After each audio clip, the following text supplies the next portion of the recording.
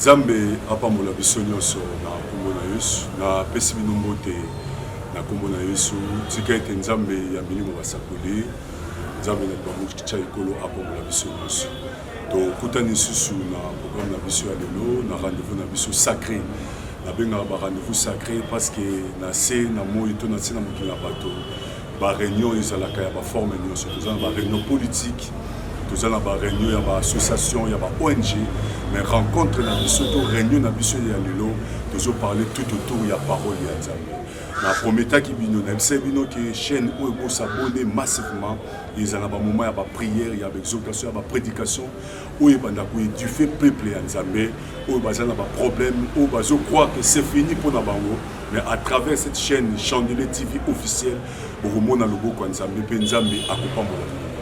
Dans le moment na biso oyo nazoleka na exhortation na biso lelo yangaki to partager na livre ya Jérémie 35. Thème na biso ezali les récabites. Jérémie 35 thème ezali les récabites.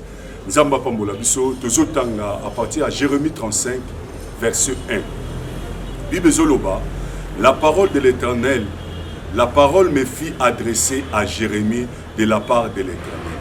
Au temps de Joachim, fils de Josias, roi de Juda en ces mots. Va à la maison des Récabites et parle-leur, tu les conduiras à la maison de l'Éternel dans une des chambres et tu leur offriras du vin à boire.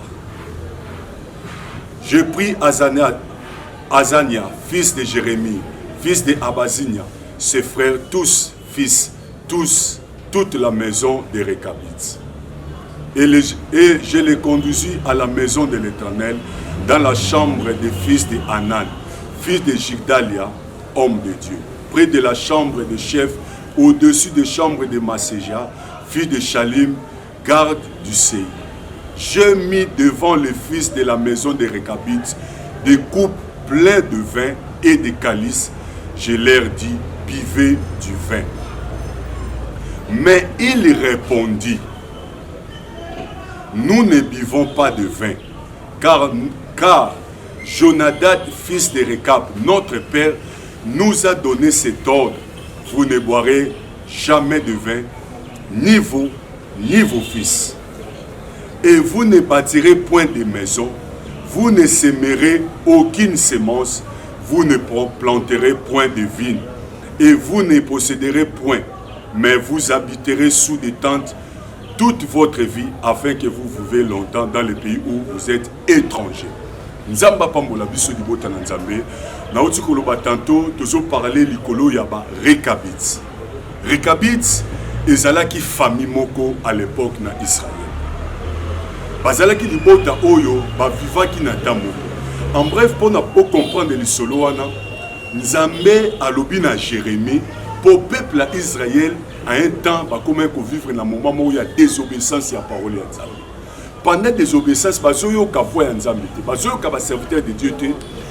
Nzamba lobi na Jérémie lobi pona la kisao que Israël bazobéi na ngate kende na epa ya famille wana ba Récabites, loba na bango to pesa bango vino bambela.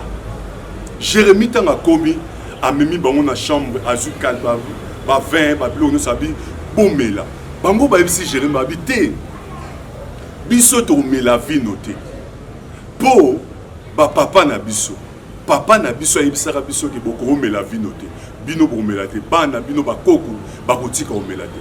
Ba ke plus loin kolobake ba yebisaki biso suti to kotonga te.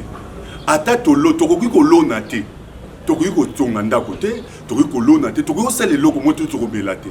Po ba koko na biso ba lobaki. Pour ba ancêtre na biso balobaki. Lelo nazo parler sur l'obéissance, mais lelo nazo parler sur les Récabites. Famille wana bazalaki na sena mokila bana bato, mais bazalaki lié na maloba moko. Bazalaki lié na maloba ya ba papa na bango. Oye meme bango na limitation moko. Et bandaki ko réclamer bango des années. Ata ba komi na bosu. Ata ba komi na mbongo, ba koko se retrouver quelque part na Europe, na Afrique wapi.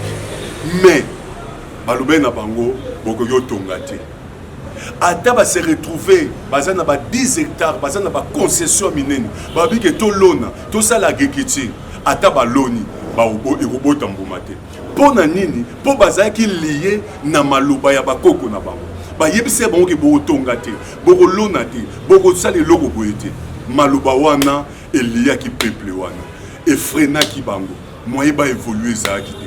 Partout bakoki se retrouver ata bakomini bando tonga ndako te, bando soma ndako te, bando vivre ka na batante, bazo vivre ka na batante, bazo vivre ka na batante. Partout vi na bango, partout bapasaki bazalaki barekabite, joie ezalaki na kati na bango te.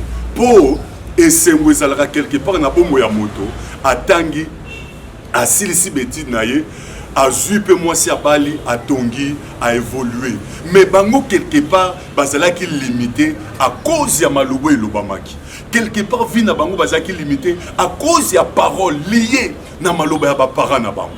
Yango wana vi na bango ezaleka bongo batongaka te, bamelaka te po maloba moko ezalaki.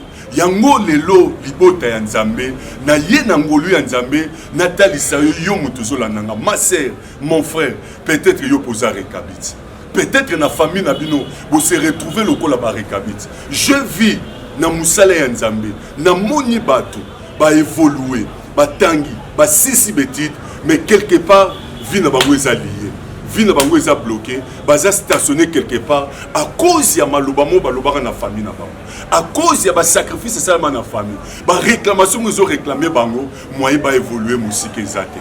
Mais lelo na ye kolobano na part ya Nzambe, quel que soit temps ozo passé, quelle que soit famille, balobaka maloba moko, mais na ye ko présenter l'homme de Galilée, Jésus-Christ de Nazareth, azana pouvoir ya ko changer histoire ya vie na yo, ya ko mener vie moko ya sikana kati ya bomo na yo.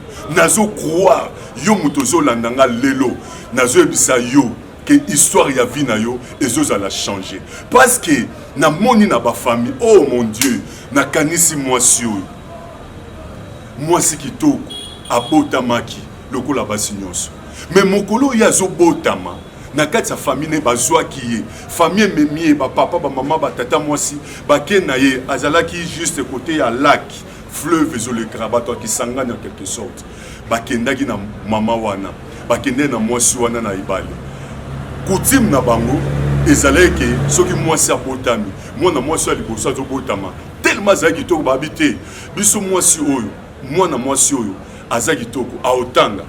Mais pour naye libali uzalate aolinga mibali ba olingi a forme nyoso ya mbongo ya bosui, mais libala mobali moko te a proposer ki abala e fatika la ka femme moko pour ça ka plaisir puis aza instrument pour na biso ya famille oyela biso mbongo, mais libali uzalate balobi mwasi oyo ba kendene ne mai pe mena ibale baba ngi ko invoquer ba esprit balobi ah bakoko mwana bino yeyo koko na bino yeyo telaza kitoko bopesa chance a évoluer azo mibala malamu, mais libala ekozala te oza rekabit oza lokola rekabit wana mwana mwasi azaki rekabit kitoko mibali bakokuta na ye, mais libala ekozala te a souffrir po libala ekozala te. Bandeko mwasi akoli otali mwasi otali place ofinga ete otali place moko o critiquer ete mwasi kitoko nyonso. Mais à un certain temps, il y a après quelques âges, il y a vie na pas pourquoi on a zo balate? Pourquoi on a zo balate? Là, n'est délivrance et bandé koya. Tant qu'on a prise de conscience wana, n'est au comprendre que à travers prière, tu as prié na ye, n'est tu as révélation en Zambé que bon moïna ye, aza lokola rekabit, à se retrouver dans la famille ba rekabit, que a ozaki toku, a otanga, libali ezalate. Bandeko. Donc, tu prier na kombo na Yesu, ozo sentir délivrance, esprit ya sirène ezo bima. Banda mokolo wana, lelo na zo sabino, la fille aza mariée officiellement pe aboti bana misato. Yango na zo biso yo muto zo landanga, tala parcours na yo. Ozo mo ateke famille za lokwa barikabiti. Ozo mo na te ko simbi mbongo. Osimi ba mbongo ko yiko tonga bandako. Mo comprendre te so osimi mbongo, osala ba dépense, o se retrouver so mbongo sur bando réfléchir. Ah, il fallait na salabo. Il fallait na salabo, mais lo kama longa ezate. Peut-être ba koko na yo, peut-être na famille na bino yo yebite, ezala maloba moko loba makakala. O ezo réclamer o lelo, ozo évoluer, ozo zo ba marcher, mais ozo tongate, ozo comprendre te. C'est comme si vi non, ezo tourner car rond. Ah ma sœur, Mon frère, nazo ebisayo na moment oyo, na tango oyo, eza na nzambe moko quelque part, aye ko effacer ba ordonnance nyonso o ezaki proclamer na kati ya famille na yo. Nazo ebisayo nzamba aza capable. Aza capable. La Bible dit il est venu pour effacer les ordonnances qui nous condamnent. Soki na libota na yo, yo yebaki te, na ba famille, ba sala ba sacrifice, ba lobaraki, ba na biso boye, mais ba osala boye te. Mais na yeko yebiso lelo na kombo na Yesu Christ, makila na Yesu, ezo kanga koleka makila libota na yo. Yango na yeko bimiso lelo na ba famille ba rekabit. Comprendre que rekabit, et cause a komba famille na yo. Et cause à libota na yo. Bon se retrouver dans ba situation moko, oh so tali papa, au mona ke makamno so papa salaka, c'est comme si zo ki tapé pas na bana nyonso. Na yeko ebisayo eza na moto moko andimaki kozo sika na yo aza na bomoyi na momo na zoloba na yo il est vivant soko croire na maloba oyo yo pozo bima na ba famille rekabiti na kombo na Yesu Christ okomona histoire ya vie ko changer na zo ebisa bino avec assurance avec foi ngana moni ba famille ba tangi ba silisi ba étude mais misalizate ezaka ate problème mboka to ya circonstance te makamusu ezaka lié na problème ya esprit. Il y a un problème d'esprit. Ceux qui ont moni na vie na yo ozo sala ozo luka mais quelque chose monoko a blocage téléma yaka luka nzambe yango lelo na ko sabino ke nzambe aza na projet a paix ya bonheur pona yo alinga bimisa yo na famille ba rekabit yo bima na famille rekabit ata na libota na yo moto évoluer te nazo déclarer yo ko évoluer na kombo na Yesu Christ ata na libota na moto tonga te mais azela maloba oyo ondimeli Yesu lokwa kolope mo bix na yo ozo bima na famille rekabit pe okotonga na kombo na Yesu pour ba rekabit batonga ndako te balona raté. Je vis des gens à partir de l'agriculture, comme ils sont riches, mais ils se retrouvent quelque part. Ils peso ba engin, ba peso hectare. Moi je comprends que rien ne marche. Ato loni ma belé pour la rater, ma belé sur que l'oka mutute. Mais il y a to loni na ma belé, ba peso ba engrais chimique, ba peso ni ba nyo se alliés bio. Mais ozo lona, mais l'oka ezo ke besate. Tika nzambe ya lola. Tika nzambo akela likolo na se. O atindi malobo na zebiso na moma oyo. Okomona changement ya nzambe soki ondimi olobite ya solo vina ngape na simba mbongo na moni ba évolution ya forme nyonso mais rien ne marche quelque part na zomo net na statique na tellement sur place peut-être on se retrouver dans ba famille ba rekabit je vis des familles comme ba famille là si ba ozaka na sima ba ozana sima mais soki ba comprendre ba bondeli nzambe famille wana ekende musika na ye ko ebisa lelo ma sœur ta la vie no bien. Mon frère est à la vie na yo. Yo zo la nanga de traîneuse ah. Yo peut-être on se retrouve en Europe.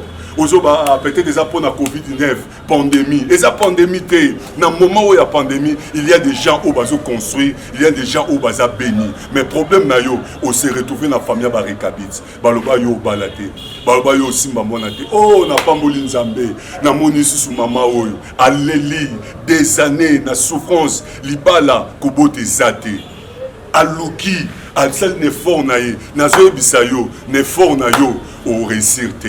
Bible lobi, avec Dieu, nous ferons des exploits. Maman ou a comprendre, a ebsinga papa, nazo ebate, kobote zate, na ebsiete, kobangate, nzambe na yo, autre sambe la za vivant. Pour nazo mona mobali na lokolo na mobali, na moni mo mobali. Mais na famille no balobaka, bana intel, bango ba osima bana te. Mais nazo ebiso na kondima, soki ondimi okosimba mwana. Ma sœur, mon frère, de quoi na ndimaki, to prier na kombo na Yesu. Lelo nazo ebisabino asimbi mwana zo melisa. Na ekolongola lelo na famille ba rekabit. Na ekoyebiso ke yo pe c'est possible. Soki na famille na bino yo okozala elembo na kati ya famille na yo o akomema réussite, pe akomema gloire na kati ya libota na yo. Soki ondimi na ngai ensemble na ebisio okotatola monene na Nzambe. Tika ete Nzambe apambola maloba na Yesu na moma o na kombo na Yesu. Amen.